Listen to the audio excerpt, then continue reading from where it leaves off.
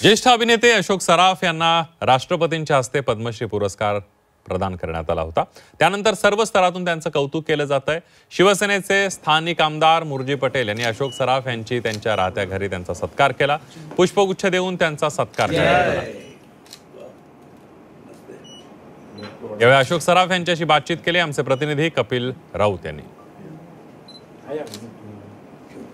मराठी कलाकार मध्ये ज्यांचं एक नंबरला नाव येतं किंवा ज्यांनी मराठी इंडस्ट्री गाजवली टिकवून ठेवली असे अशोक मामा, त्यांना पद्मश्री मिळालेला आहे। म्हणजे केंद्राने आणि भारताने त्यांचं शुभेच्छा दिले, स्वागत केलेलं आहे।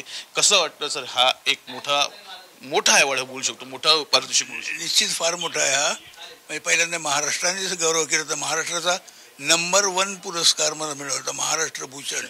आणि यावर्षी पद्मश्री देऊन दिल्ली सरकारपासून पण माझं कौतुक करण्यात आलं, हे बघून खरोखर मला फार आनंद। म्हणजे आपण काहीतरी केलेलं आहे, आपण जे काही करतो त्याची पोचपावती मिळाली असं मला वाटतं। कारण का तुम्ही एक काम करत असता पण कोणीतरी ते त्याच्या कामाची दखल घेतली तर यासारखी फार मोठी गोष्टी नाही। एवढे journalist Anil sir, Kapil Raut, Zee media, Mumbai.